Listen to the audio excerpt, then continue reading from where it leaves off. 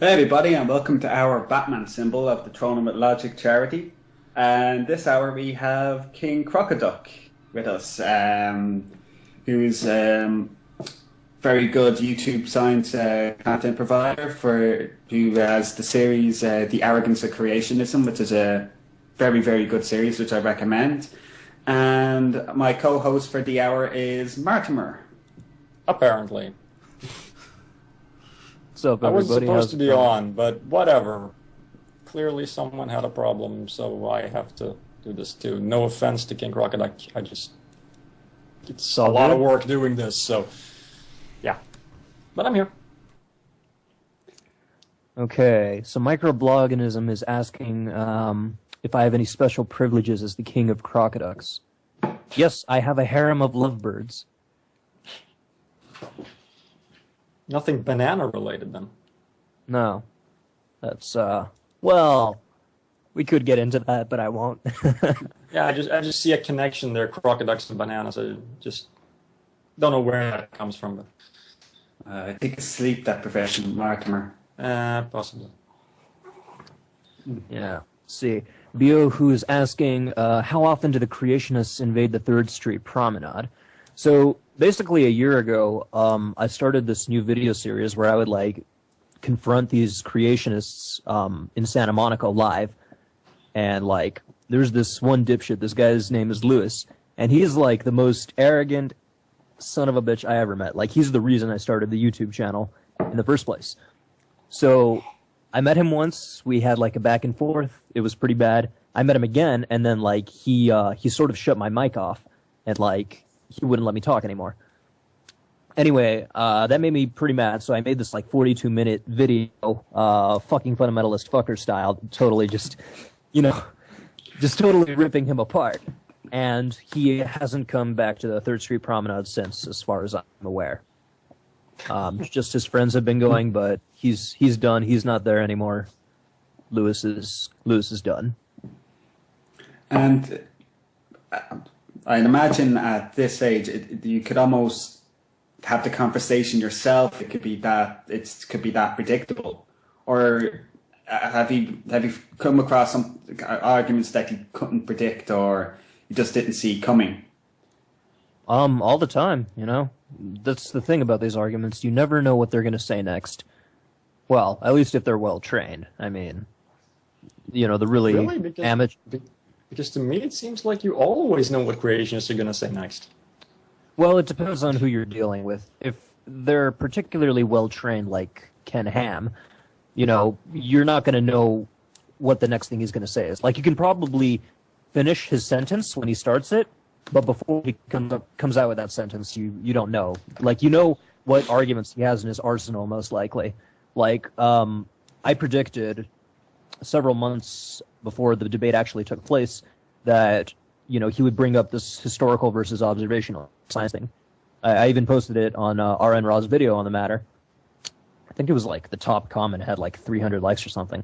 But, you know, I nailed it. Like, this guy, you know, he made this video about Bill Nye, like, what, 2 years before the debate?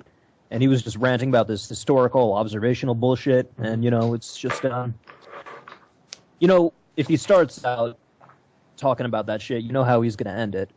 But you never know exactly how he's going to start it. And that's where the thrill is, for me, at least. You just don't know the order of the arguments. Yeah. Yeah, maybe you don't know the order of the exact arguments, but you have a pretty good idea what, you know, you can predict the shape of any conversation, you know. You may not know the exact argument, but you can sort of figure that there's a type of argument. Like, first they're going to start off trying to use science, which they will butcher. And when you counter that, they're going to go with, well, what do they usually do next? Science doesn't know everything. Well, they're going to do, like, try more philosophical stuff. Like, it may be presuppositionalism or something. And then when that fails, they're going to resort to "you're going to hell." Or, when that fails, that's pretty much when they're going to go with trying to use the Bible to prove the Bible again. They've probably done a few of those in the process. And when that fails, they're going to go with, well, you just have to have faith. And yeah, I'll pray for you. Yeah, that sounds about right. Yeah. And then the final step is declare victory. Of course. Oh, yeah. Gotta fly away from that shit-covered chessboard. Call yourself the winner. Any questions, anybody? Keep them coming. Yes, actually, how important do you think YouTube is to skepticism? And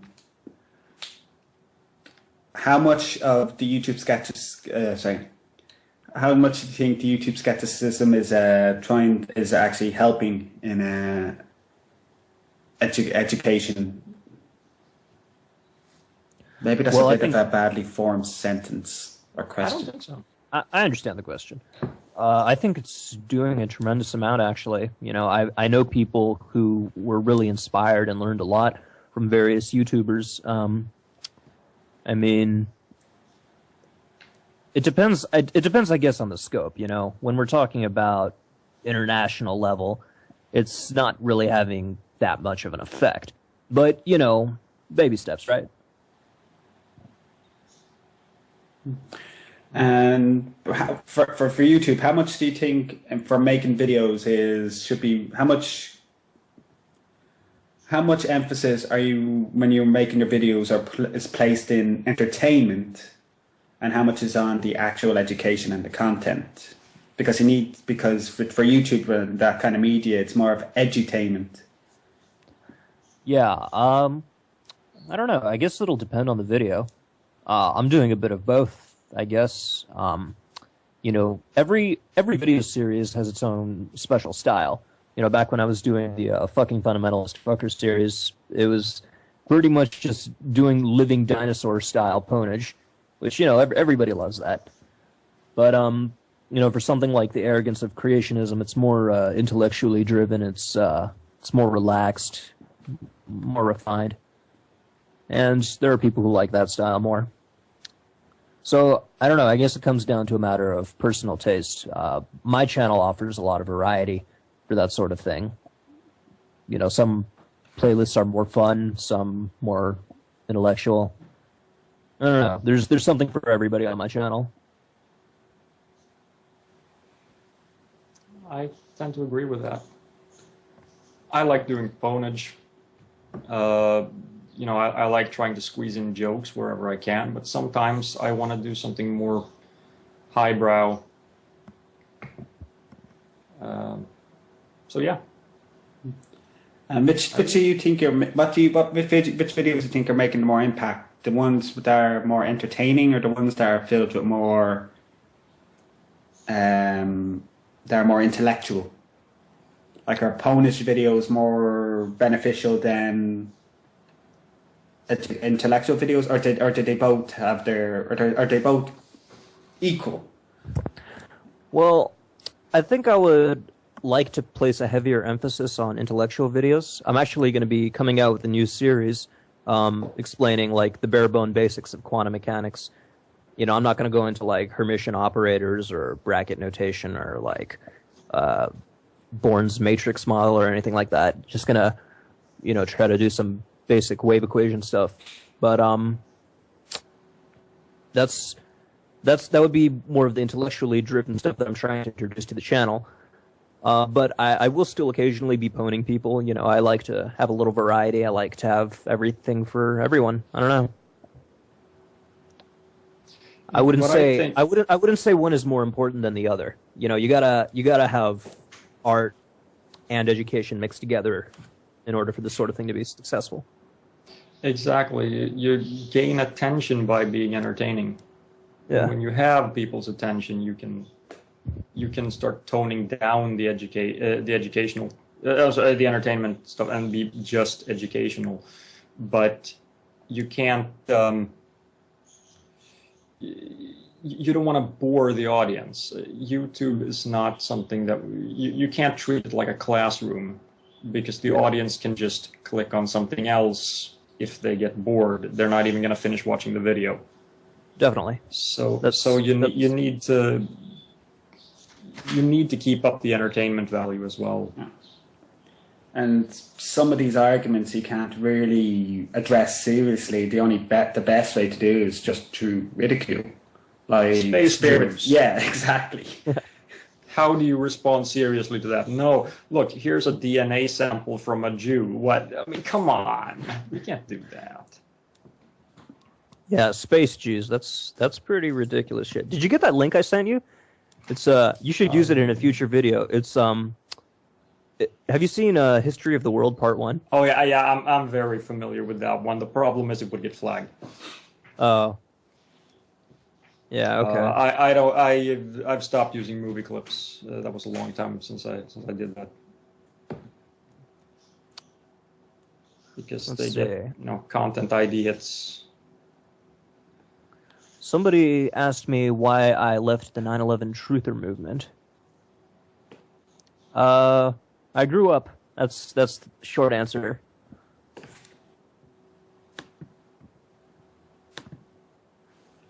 And just at this moment, I just want to remind people that yes, we are still receiving donations, so please do donate because we're only $5 away from 2,800. So does anybody have any physics questions or anything?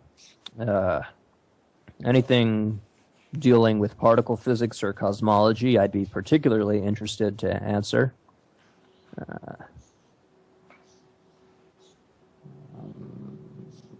While we're waiting for that, someone's asking your thoughts about the Amazing Atheist and his rants. I'm not the biggest fan. I mean, I don't hate the guy. It's just, he's not my favorite. Yeah. That's all I can really say. Yeah, I'm going to say the same thing. I was subscribed to him long ago, but I just got really bored with his content because it was just rants and there was really nothing from it, nothing. I can see the appeal for a lot of people. It's not appealing to me. I'd be the same. It's just not my cup of tea, really. At the end of the day, I haven't really been keeping up with them, so I can't really comment. Oh well, there's a question for you. Can you explain why some particles can pop into existence just randomly? Sure. Ultimately, this can boil down to the uncertainty principle and a subset of it called the time-energy uncertainty principle. And there's this thing called the annihilation operator, and there are symmetries that go backwards in time. I'm sort of thinking about making a whole video devoted to it. It's not really the sort of thing that I can give an easy answer to. I don't know. I guess as long as the energy is there, as long as energy is conserved, it's fair game. That's sort of the simple answer. Yeah, and then there's the issue of you may object to the phrasing here, but the idea of borrowing energy from the future, which is a horrible way of phrasing it. But there are situations when you can have these apparent violations of energy conservation. Yeah. Beau is asking me what math courses I'm taking right now. Right now, I'm actually not doing any math. I'm just doing physics over the summer. But I will be getting into group theory. I'm also going to be trying to do differential geometry, non-Euclidean geometry, and topology. That's sort of the plan. That is nasty shit. Yeah, I really like general relativity, though. I mean, I'm looking forward to it. Me too. It's just that I don't have. I guess I don't have the proper background math courses. So when I'm getting. It's like I feel like every now and then there's something I'm missing, and I have to look a lot of shit up, and it gets annoying. But I think I'm getting the hang of the basics anyway. Right on. Yeah, I just finished what I guess you could call baby math. Multivariable calc I've been done with for about a year. I finished more recently with non-homogeneous partial differential equations, so that was cool. And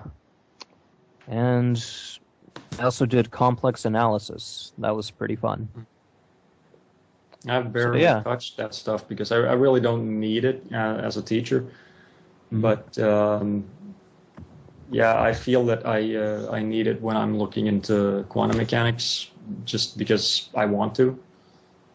So I have sort of looked into it, but I haven't really done a lot of work in it. You're a teacher, right? Yeah.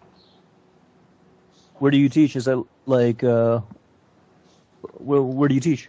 High school. Right on. I don't want to go into more specific details, but oh, that's cool. Yeah, I totally understand. But high school math and physics. Nice. I have a feeling you'd be a really cool teacher. Thank you. Some students like me, some students really hate me. I guess it depends on...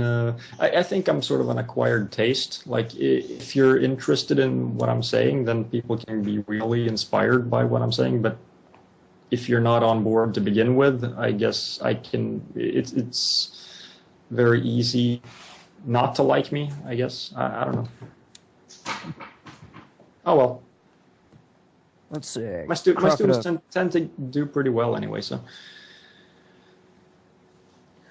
Crocoduck, what do you think about the recent data for Kepler, especially regarding the distribution of planetary systems in the galaxy? Do you think we are less likely to see planetary systems and habitable planetary systems at certain points in the galaxy, such as closer to the center or further out? I sort of have a confession to make. I really don't care as much as most people about like life at other parts of the universe. It's not really my cup of tea, so like I hardly know anything about the Kepler data.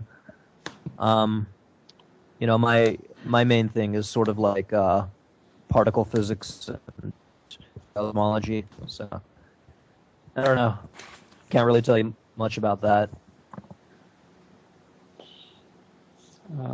Yes, Pollixter, I am a teacher, and no, the faculty does not know about my videos because, well, for one, I don't use my real name, so it would be a hell of a coincidence if they found my videos. Basically, they need to be watching that type of videos in order to find them. But another thing is, what I do in my spare time is kind of my own business. But I do try to keep, that's the reason why I try to keep PG-13, no excessive swearing and stuff like that. I get that my content might be considered offensive to some, but that's I can't see it being a problem really. But it's not something I go around advertising in school, if I put it that way. I mean, what I do in my spare time, that's my business. You're a lot nicer than I am, at any rate. Yeah. Yeah, I don't cuss people out and stuff like that. I dissect messages, not people. Yeah, I respect that. Where does the name Mortimer come from? No, it's made up. My real name is a variation of Marty. I'm not going to be more precise than that.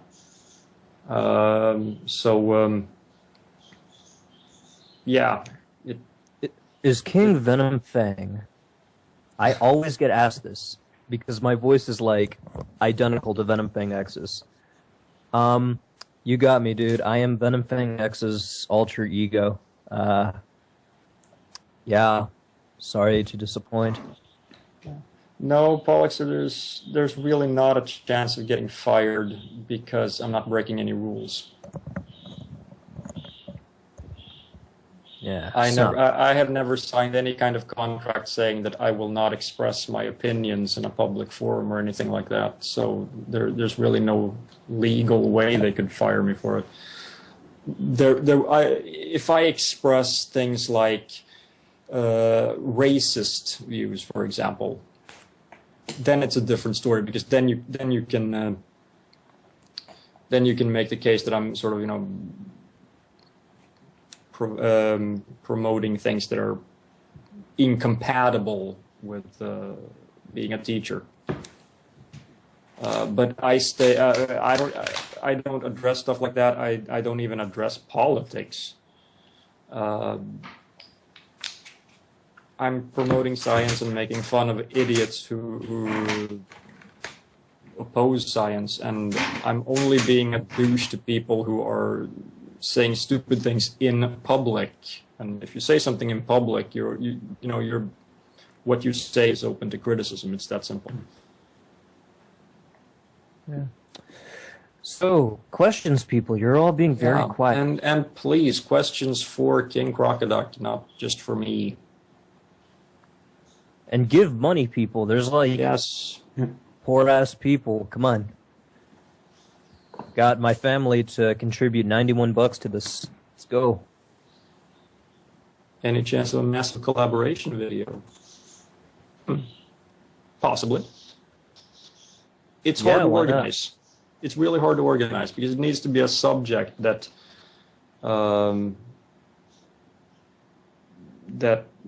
people can actually cooperate with. If very often it turns out that one person knows a hell of a lot about something, and then he'll do that. But I'm sure I'm open to cooperating with others. I'm sure you are. I'm sure others are. We did the whole cross-channel promotion thing. Mm-hmm. That was really hard, and that was just super basic. Yeah. It took a lot of work to get everyone's contributions in and stuff like that. So collaborations are difficult. Yeah. I don't know. I'd be down to do like a tag team thing in the future, though. Yeah, sure. It just needs to be it just needs to be an appropriate subject. That's the hard part. Yeah, it has to be like well organized. Yeah. What's your take on the Higgs? Is it not quite what we expected? It now pointing to new, blah blah blah. Yeah. From what I hear, there's really nothing surprising about the Higgs other than the fact that it works so well. Yeah. It's a bit of a disappointment. The shock is that we were spot on. Yeah. Here's the thing. I think the most recently discovered quark was Charm. Am I right? Was it Charm? Wait, no, Top. Top or... I don't know. It was either Top or Bottom. I can't remember. Okay, it was either Top or Bottom. Basically, it works like this. You have the standard model of physics, which is derived basically from things like... Well, there's a lot of symmetry involved, but at the most fundamental level, we can think of it as falling out of quantum mechanics. And we were able to predict, 3 generations of particles. We were more or less spot on about that. And then we tried playing around with symmetry breaking, and then the Higgs boson fell out of that. And things like supersymmetry also fell out of that. But we don't have any evidence for supersymmetry yet, and it's looking pretty bad for that, actually. I actually talked with some staff over at my university who work at the Large Hadron Collider. One of them actually was the one who made the announcement for the Higgs boson. But, things are looking pretty bad for supersymmetry, so it's not looking so good. Things are pretty boring right now. We were hoping for something more exciting, but they're gonna turn on the Large Hadron Collider again. It's gonna be stronger. Maybe something more interesting will fall out. So I guess we'll just have to wait and see. Yeah. Someone said something. What's the most blatantly stupid thing you heard on the topic of physics? Anything Deepak Chopra said. That's not physics. Just today, actually. It happened, like, earlier today. Quantum jumping. Have you ever heard of that?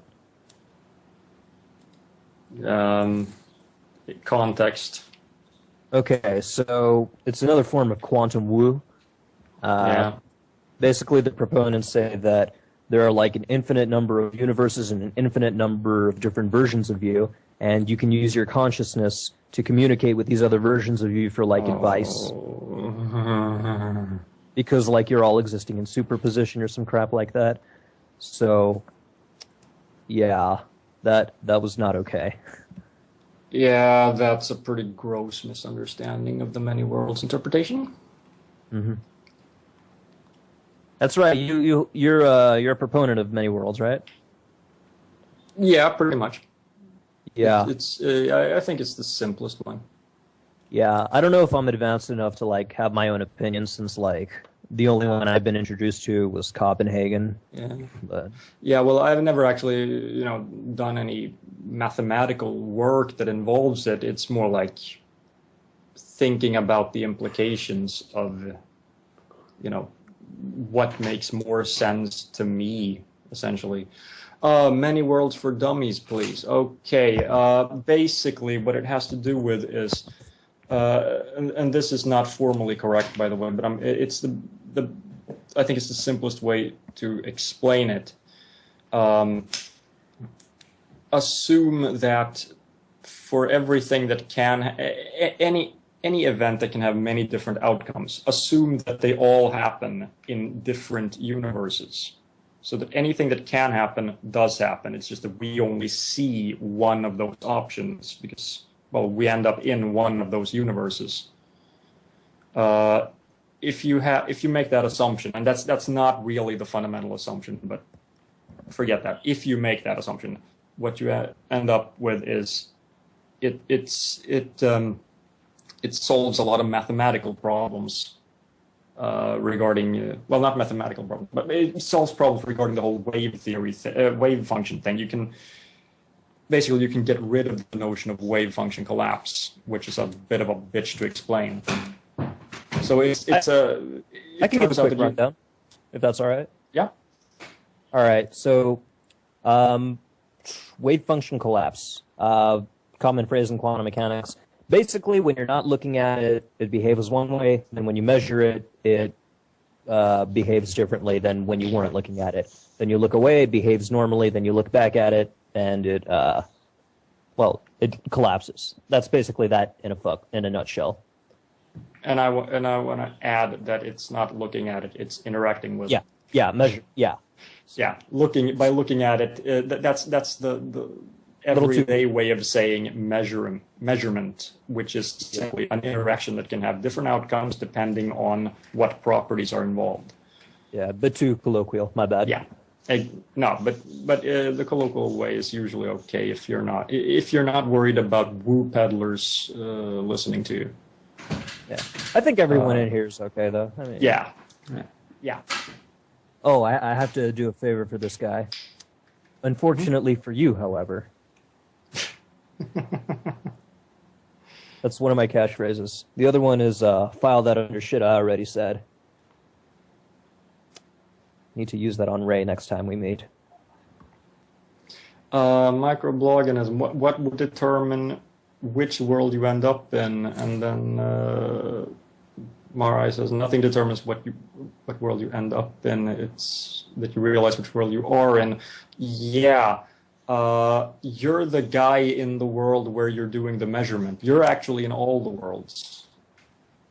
But in the one where you're doing this particular measurement and which has this particular outcome, well, that's the world you're in. Duh. Because otherwise you wouldn't be getting that outcome. So you're in all of them. Marai Ziller is asking, what else can do what supersymmetry promised to do if that doesn't match reality? Well, it's an interesting question. Back to the drawing I guess, board. yeah.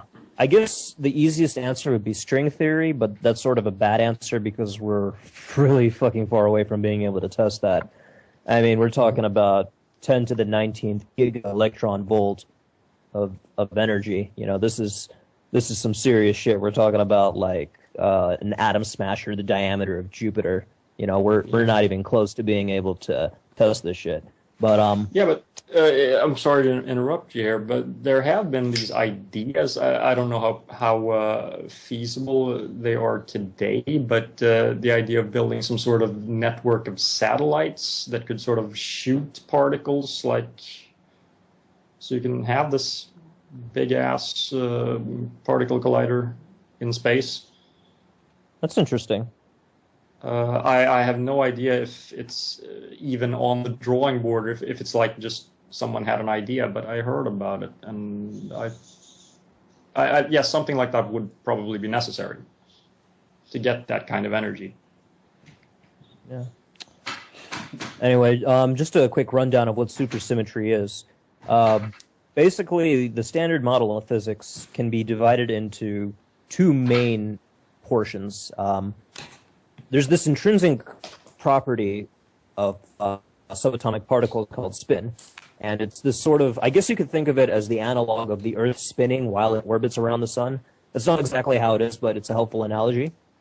And there's a certain value associated with the type of spin that a particle has. So it either has a spin value of plus or minus 1/2, or it has an integer value, so like 0, 1, 2, 3. If it has an integer value, it's a boson, and if it has a 1/2 value, it's called a fermion. So basically what supersymmetry proposes is that there are superpartners of these particles. So a boson could have, a boson like the photon has spin of, is it 0 or 1 or 2? I think it has 0. I don't know. I can't remember. Yeah, whatever the spin for a photon is, I think it's 0.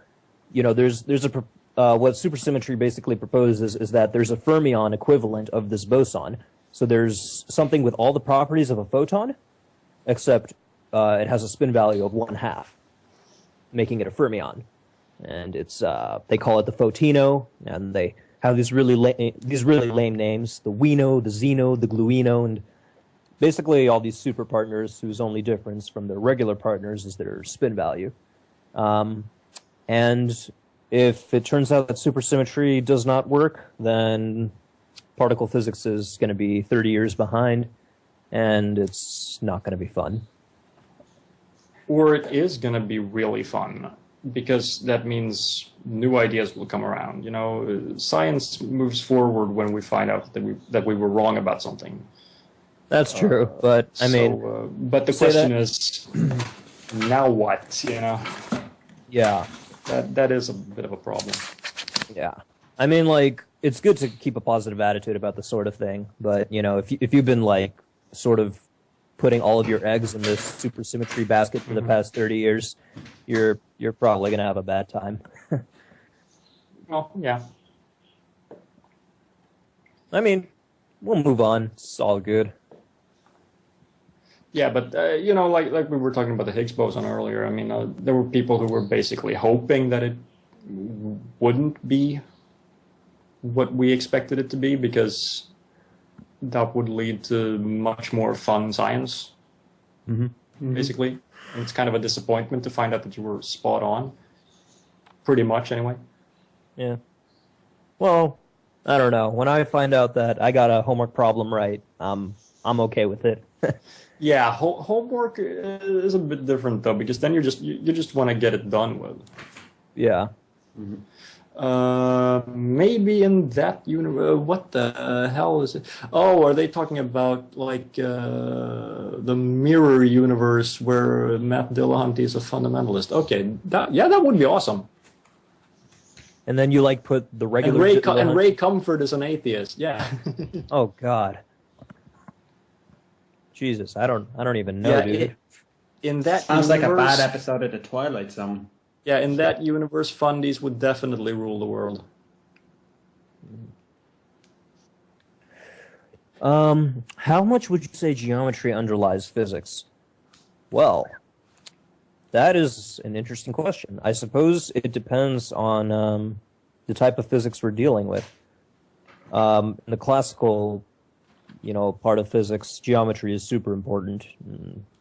But when we're talking about quantum mechanics, we're actually dealing with these really abstract things, these vector spaces, which sort of like the best way to think about them is without resolving them into bases, without actually, thinking about them in terms of shapes, I guess, and just think about them as things living in a complex vector space. I mean, okay. For people who don't know about this, because vector space sounds like something geometric, it's basically just you take the mathematical concept of a vector, but it's a completely different application of it. So this is a completely abstract type of vectors where you don't see a vector as something that has a direction. You see it as a list of numbers. Yeah. I mean, I guess the best way to describe a vector space would be in terms of the axioms, right? The associativity, the commutativity, scalar distributivity, and stuff like that. Exactly. But when we're talking about really large scales, like general relativity, then geometry and topology, non-Euclidean geometry, that becomes super important. So it's actually interesting. It's actually interesting when we think about how important geometry is when we change scales. Right. I mean, general relativity is pretty much all about geometry. Mm-hmm. I mean, if you look, if you have Einstein's field equation, I mean, on one side you have the energy content. On the other side, you have the geometry of the space that contains this energy, or space-time rather, that contains this energy. Mm-hmm. So it's an essential part of it. Let's see, what else we got here? Ask those questions, make those donations.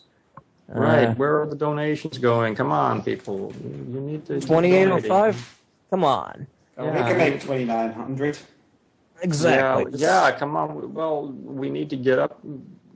No, we're going to break 3,000. Come on. Yeah, totally. We can definitely do that. You have the power. At the very least, ask a physics question. These are good questions, guys. Yeah. Wait, there was one up there. Something about gravity.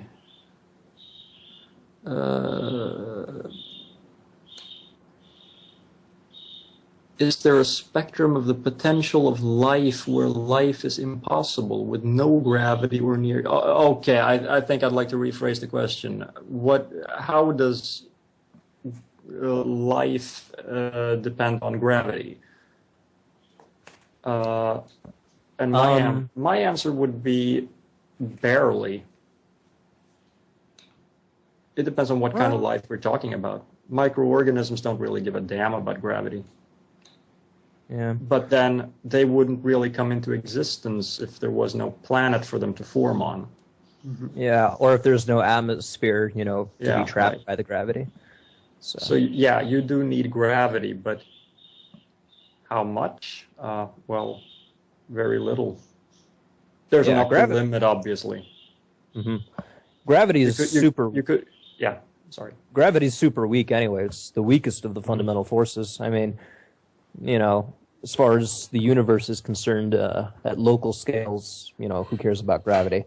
Yeah. That's actually an interesting thing. It would be interesting to calculate if we just had a hypothetical universe here, get rid of gravity. Of course, that would lead to all sorts of crap once if we start thinking general relativity instead of Newtonian gravity. But let's ignore reality for a while here. It would make physics a lot easier because then we would already have our theory of everything. Right. But let's say we did that. How would could planets form some other way than through gravity, like electromagnetic attraction? I mean, if you eliminate gravity as the dominant force at large scales, could electromagnetic attraction over insane amounts of time result in something planet-like forming somewhere in the universe? Yeah, Gauss's law says so.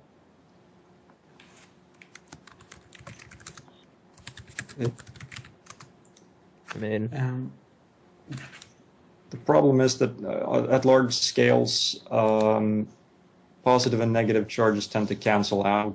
But then again, you have an entire universe, so maybe somewhere it could happen just by pure dumb luck. I mean, it should happen if the universe is infinite.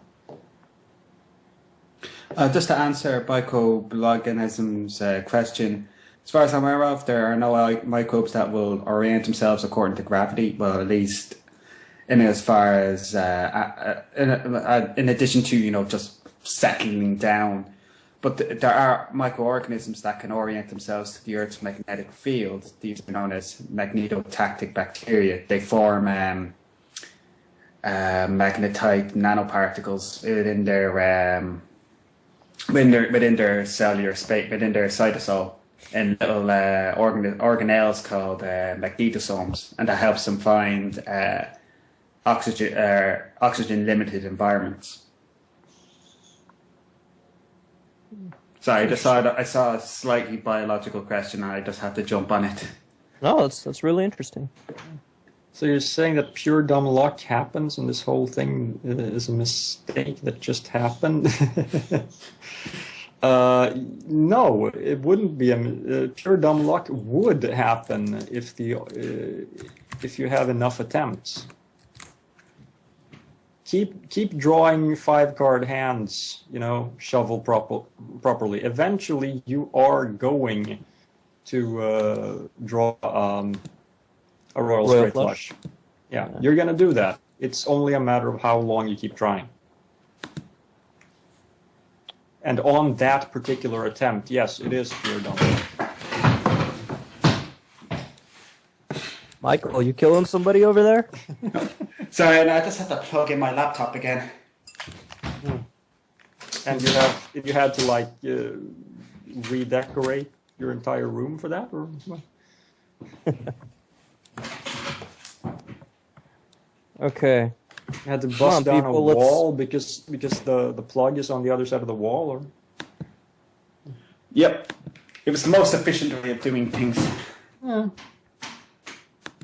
Let's ask some questions, people. We got some interesting conversations going. Yeah.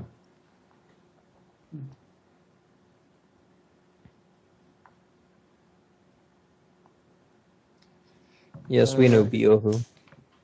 Biohu. Is that like the infinite monkeys writing works of literature? Kind of. Pretty much. Yeah.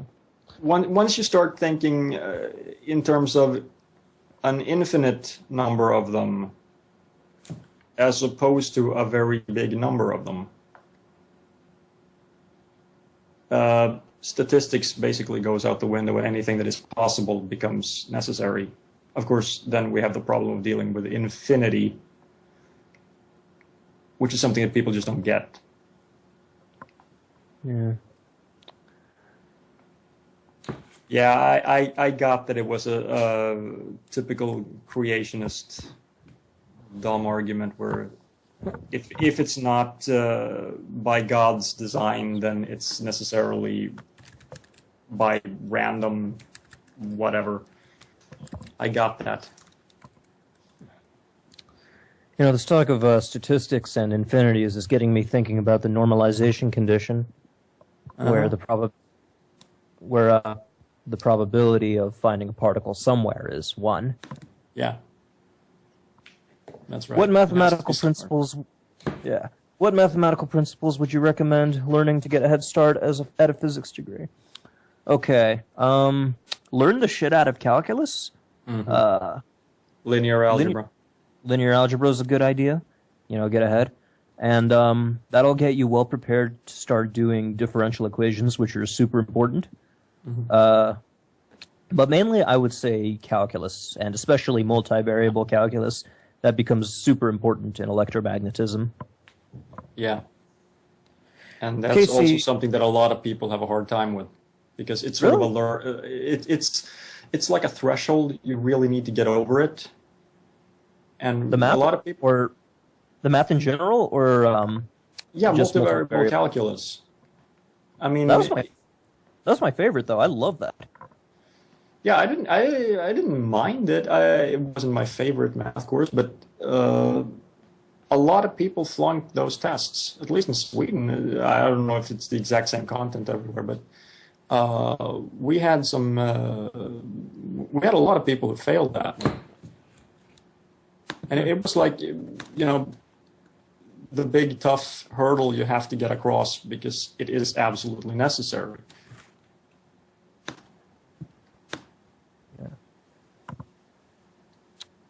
Yeah, directional derivatives, gradients, curls, fluxes. Yeah. So yeah, learn the shit out of calculus. That's my biggest recommendation. And linear algebra too, if you can do that before college. Yeah, that was something I found. I was surprised by that when I got into college, because it was like a completely new area of mathematics that I had no experience with, and I thought that sucked. Yeah, it was a fun part of math, though. It was a bit different for me. I was actually pretty disappointed. 1 minute I'm doing derivatives and integrals in high school. I get into college and I'm doing algebra again. It's like, okay, this is not fun. It feels like a step backward, yeah. But then I had a similar experience, but it was. Then I realized how much more in depth it gets in college, and I actually started enjoying it. Yeah, I started to really enjoy linear algebra when I began learning the bracket notation. Mm-hmm. Bracket. Haha, Iraq. Yeah. Casey, are there any new YouTube channels that have caught your attention lately? Yes, Armored Skeptic. I like that guy. Mm-hmm. Let me see. There's some other new ones that not many people have subscribed to. The Global Atheism. Never heard of, but it sounds like something that might be worth checking out. Yeah, he's pretty good. Atheist Minority. She's awesome. She's this black atheist chick, and we don't get too many of those, so... Also, she's really intelligent. Creationist Cat. Yeah, he's funny. He's not new, though.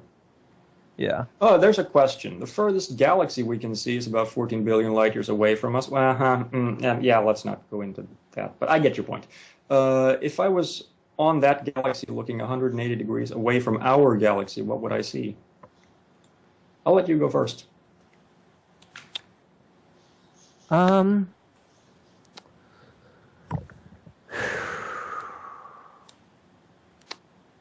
I guess the easy answer would be everything that's inside of your cosmic horizon. Mm-hmm. Everything that's 14 or 13.8 billion light years away. Including maybe stuff we couldn't see. I guess that's how I would put it. Yeah. You'd see more universe, but you'd be seeing the part of the universe that is beyond our horizon. Things seem to be pointing in the direction that the universe is actually infinite. It's our observable universe that is limited. Although we can't be absolutely sure that the universe is infinite, but it seems that way. Yeah. We look. At least it contains a hell of a lot more than what we can see. Yeah. It looks pretty flat. At most, it's a de Sitter geometry, but right. Yeah. it could be closed, but with very, very low curvature. Yeah. For the most part, though, that's sort of been abandoned. It's not the most parsimonious explanation right now. Right. But who knows? It would be nice to have a closed universe, make everything a lot easier. Yeah. Well, not really. First, from the point of view of some theories, but although I don't know if I want to call those theories. Yeah. Do you understand quantum mechanics? Someone asks. Oh God, no. I'll answer that. Richard Feynman is famous for saying that if you think you understand quantum mechanics, you don't understand it well enough. I have the exact same answer in mind. No one understands quantum mechanics. What we can do is we can do some calculations that have to do with it and make accurate predictions. But as for why are those predictions accurate? Why does the universe behave this way? Not a goddamn clue. I can tell you intuitively, like I can understand intuitively why a rock falls to the ground, without even bringing any equations of motion into the picture. But I can't conceptualize intuitively an electron changing energy levels. Mm-hmm. That's just not something, we our minds didn't develop on that plane, exactly. So to speak. I have just a quick question. Apart from quantum mechanics, is nanotechnology the most abused physics concept or physics topic in the pop culture? Well, I guess it's more forgivable. Nanotechnology is, still in its infancy. And I don't really have as close a relationship with condensed matter physics as I do with quantum mechanics. So, I don't know. For me personally, I don't mind as much. But quantum woo does piss me off. Same here. This guy's asking, I guess a more appropriate question is, do you understand the math behind quantum mechanics? Nope. I'll put it to you this way. There are different levels of understanding quantum mechanics. There's baby quantum mechanics, there's beginner's quantum mechanics, intermediate quantum mechanics, which I guess is where I'm at right now, advanced quantum mechanics, which is sort of like where quantum field theory starts to get in, and then there's like Jedi quantum mechanics. So, but even the Jedis of physics, they still don't have full control over the Force, so to speak. Yeah, and I guess I'm not sure if I'm on the same level as you are. I mean, I haven't taken. You've definitely taken more courses than I have. My understanding is not as deep, I guess you could say, because I don't actually work on solving textbook problems. It's more learning about it so that I can explain it to a lay audience. I have no real intention of using quantum mechanics the way I'm sure you will. But yeah, like you said, there are different levels of understanding, and when it comes to the math, yes, I do have a basic understanding of it. Theo, who is asking, I thought the curvature question was solved. No questions are solved.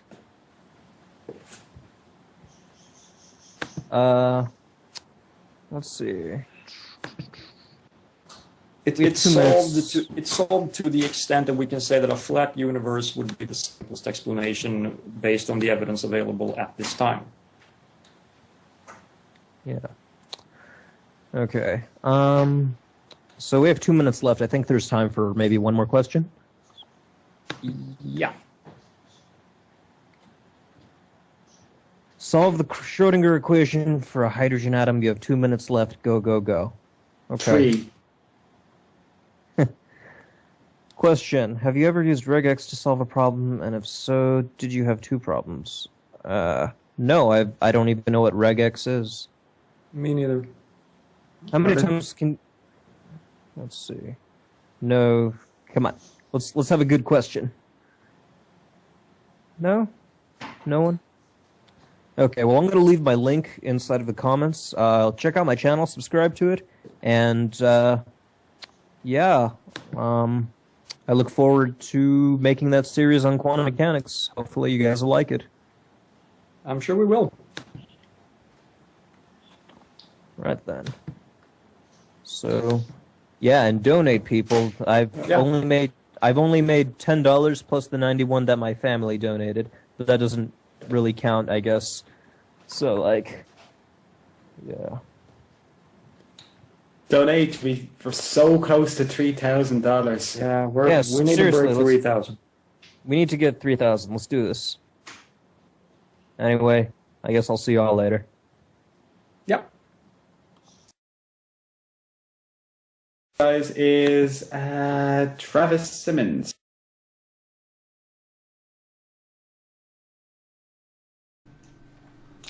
Hey everybody, and welcome to our Batman symbol of the Throne with Logic charity. And this hour we have King Crocoduck with us, who's very good YouTube science content provider who has the series The Arrogance of Creationism, which is a very, very good series, which I recommend. And my co-host for the hour is Martimer. Apparently. What's up, I everybody? wasn't supposed to be on, but whatever. Clearly someone had a problem, so I have to do this too. No offense to King Crocoduck, it's a lot of work doing this, so yeah. But I'm here. Okay, so Microbloganism is asking if I have any special privileges as the king of crocoducks. Yes, I have a harem of lovebirds. Nothing banana related then. No. That's, well, we could get into that, but I won't. Yeah, I just see a connection there, crocoducks and bananas. I just don't know where that comes from. But I think it's sleep deprivation, Mortimer. Possibly. Yeah. See, Bio, who is asking, how often do the creationists invade the 3rd Street Promenade? So, basically a year ago, I started this new video series where I would, like, confront these creationists in Santa Monica live.